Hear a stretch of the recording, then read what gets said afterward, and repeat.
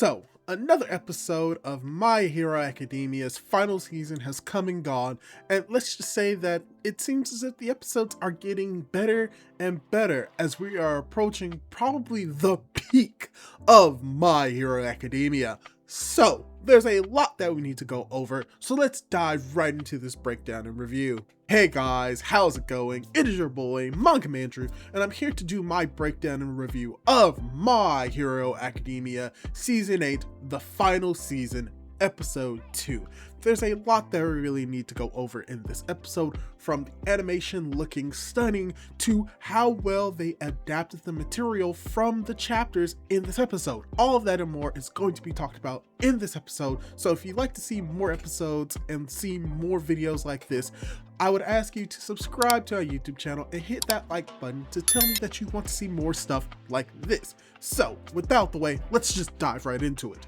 And to start off, the episode title for this episode is, spoilers, The End of an Era and the Beginning. And what's interesting about this title is, once again, this is a title that I predicted in one of my previous videos. Go watch it. I am getting closer and closer to being right for every single episode, except for the first one. But the actual importance of this title is important because it takes its name from manga chapter 403. And this episode actually covers brand new material from chapters 401 all the way up to 403. And that the title of this episode actually comes towards the end of the episode, very much like how it was in the manga, with a missed opportunity to emulate what the manga did with the title. Because in the manga, we did get the title of this episode at the beginning of that chapter, but it's actually only partially for what the title of the chapter was,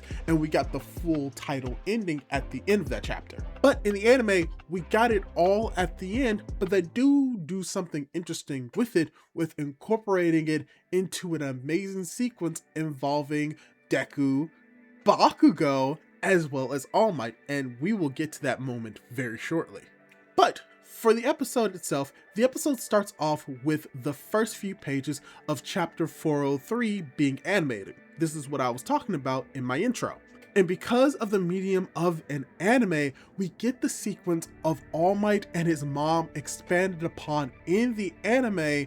as we get to see a little bit more on what All Might was reading, which is most likely a reference to the Japanese cartoon of either Anpan Man. But what's even more interesting about this entire sequence is not only do we get to see a clear vision of All Might's mom in this sequence, which, spoilers, we actually get to see her in the anime opening, but what's also great about this is we also get to see All Might singing along, just really showing how much he enjoys Anpan Man, which shows that that was an inspiration for him wanting to be a hero, very similar to how comic books of American style influenced both All For One and his brother to do what they wanted to do. So it's great that the anime was able to add this to this entire sequence, as well as what we also get with the speech by All Might and him walking down his path being animated well and added upon with small flourishes, which includes how the time changes from day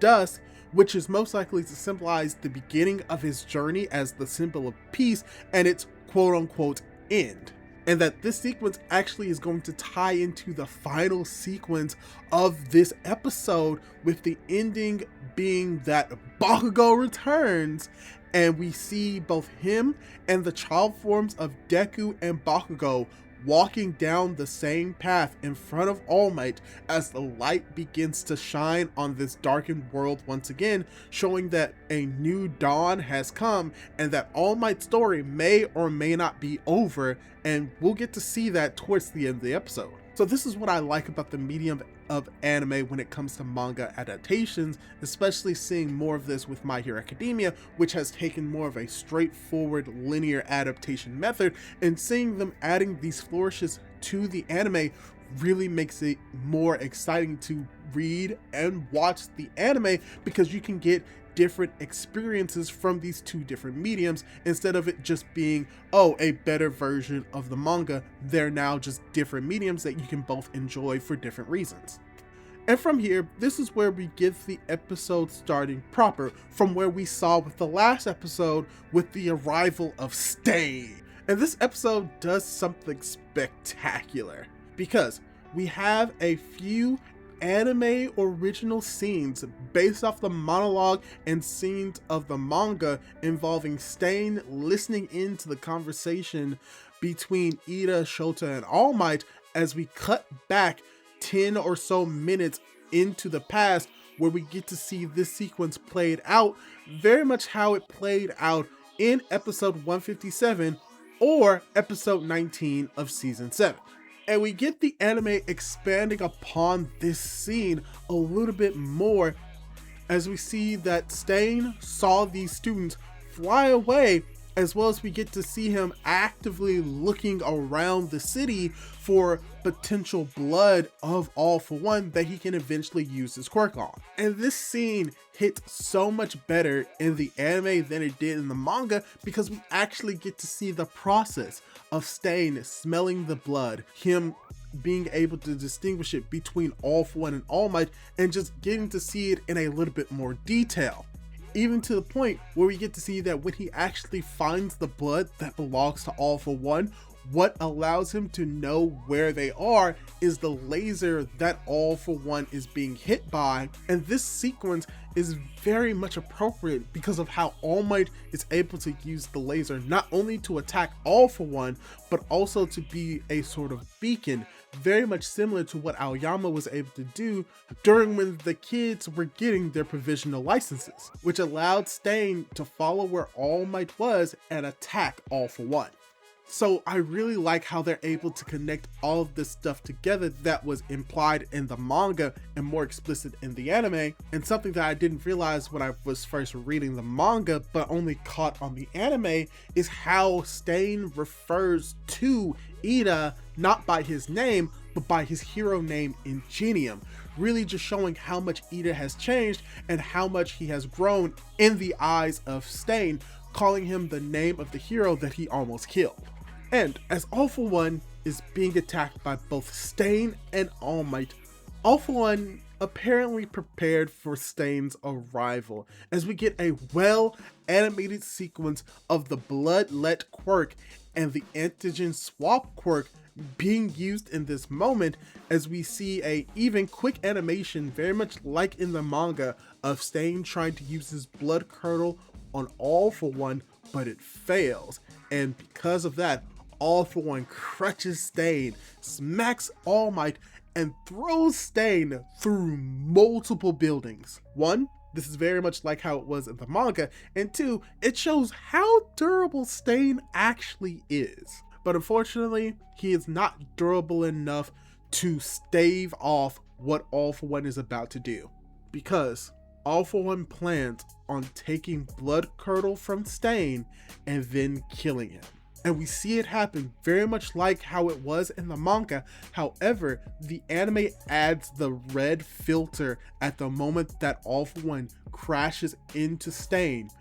as blood explodes from where Stain was, to lessen the gruesomeness of this death, as we get a secondary quote-unquote character death of Hercules coming in to try and protect All Might. And what's very interesting about this sequence is the small little alteration that the anime does, because as Stain is giving his monologue speech, he holds his hand up, and in the manga he's just doing it as a way of like symbolizing or deifying All Might. However, in the anime it has that similar connotation with a slight addition to it, because as we see it being done, we see it from the perspective of Stain as it's encompassing All Might, not just showing that All Might is sort of his godlike or idol figure, but also showing that the clasping of his hands is more symbolic of him doing what he's always been trying to do in this fight, trying to protect All Might and keep him alive. Which I love that they added this implication in the anime, which adds to Stain's character right before you know he dies. And once again, ties into the idea of Hercules protecting All Might and also wanting him to live as well, But Hercules in this moment in the anime is shown to be more durable and withstand the laser attack in the anime more than what we saw in the manga, which is that it is only used to mitigate the attack and barely stops it. And as this idea of protecting and preserving All Might's life bleeds into one another in this moment, we also get to see the sequence of All Might, Nana, and Night Eye in this white void as we hear Nana calling out to Toshinori as he refuses to give up as All For One finally reaches Tomura. And this is where I really want to try and say how the anime very much uses the flashbacks in this episode extremely effectively. While many people may assume that My Hero Academia uses the flashbacks to pad out the time, a lot of the times My Hero Academia uses the flashback to emphasize the emotional impact of certain scenes. And while some of these scenes are not necessarily flashbacks seen in the manga, they're not as overwhelming as they used to be in previous seasons, and that they are used and placed in certain sections of the episode to help emphasize the importance of those moments without really taking away from the great animation or making it seem as if they are being lazy and padding out the episode. So I will give the praises on how they use the flashbacks in this episode because there are a lot, but you will barely notice them for how effectively they're used in this episode. And now we're finally going to be getting into the material from chapter 402, as we do get a cut page that is explaining how Toga and Dabi were defeated, as we have to remember that this entire fight between All For One and All Might was happening congruently with the other fights. And it's at this moment we actually get to see the twice Toga clones beginning to disappear, as we get to see Momo being heavily hurt as they regain control of the floating UA coffin. But unfortunately, this is the moment where All For One tries to bring Tomura towards him, but Tomura refuses, swallowing the warp goo, which is very disgusting, but also very on brand for Tomura. And it's at this moment where All For One realizes that he has to get closer to give his quirk to Tomura so he can eventually take full control over him, and he brings All Might as leverage, potentially to break, if not distract, Deku. And this is something that the anime actually does slightly differently from the manga, which is that in the manga, we have this sequence where Deku sees All Might coming towards him, and we get to see more of his inner dialogue or narration of how he's feeling, how he wants to be a good apprentice, and how he no longer wants to cry as he eventually calls out to All Might. But in the anime, the narration seems to actually be done by Prisma. And while this small change does not really change the importance or how this scene has been conveyed, and how it's a very much inconsequential change, I still would have preferred it to have been Deku narrating it, because it would have gave a little bit more depth to Deku as a character in this moment, and just getting to see his inner workings a little bit more. But even so, All Might is having his own inner monologue as well, which we get to see flashbacks of his interactions and teaching with Deku, and really just showing how much Deku has affected and changed him, and how much he has done the same to his young mentee, and how this is really giving him the strive and the urge to never give up, which leads to a potential sewer slide-like moment where he attempts to destroy All For One alongside himself. But it's at this moment we see that we finally get the scene from the All Might Rising OVA from the first My Hero Academia movie, as well as the one-shot manga All Might Rising, in this episode of Nana Shimura fighting against All For One and dying, with it being slightly expanded upon by her saying why All For One is going to lose to All Might, and it's because All Might is just crazier than All For One, as seen by All Might trying to sacrifice himself to destroy both of them. But unfortunately, this doesn't go well for All Might, because unfortunately he was unable to blow up All For One, and All For One causing injury to All Might allows him to use Stain's blood curdle to paralyze him. And how when this happens, we get the scene from the manga of All For One smiling so hard that he literally rips his sides of his face. Joker style, actually, as we get to see All For One putting All Might above his head and beginning to rip him in half. And this is where we get multiple different scenes of the characters reacting to the death of All Might all around the world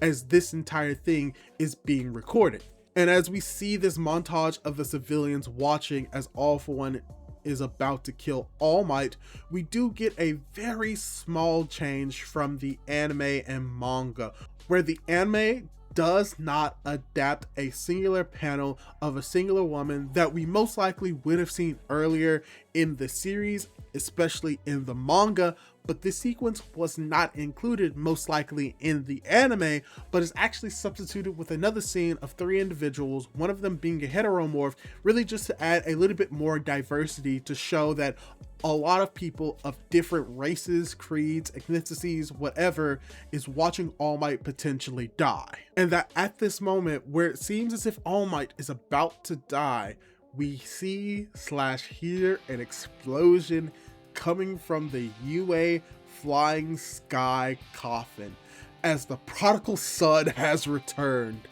Bakugo is brought back to life, and this is where, as I mentioned earlier in the video, we get the symbolism where All Might is walking down this darkened path as if his future and his life is about to end. There's nothing left for him, but the path then gets brightened up by the excitement and joy of the young kids, and the lights that we see bubbling up from the ground eventually turn into the cards of All Might that we see Bakugo is also holding in this moment. And it just really symbolizes how much that All Might has changed the world and has influenced the next generation, which we see that now they're going to have a bright future, who is also going to most likely be involved in lighting up that path for everyone else in the future to come. Basically, we get to see a more symbolic representation of All Might passing on the torch, but instead of it being like an actual torch, it's more represented by the motif of the playing cards that both Deku and Bakugo have. So yes,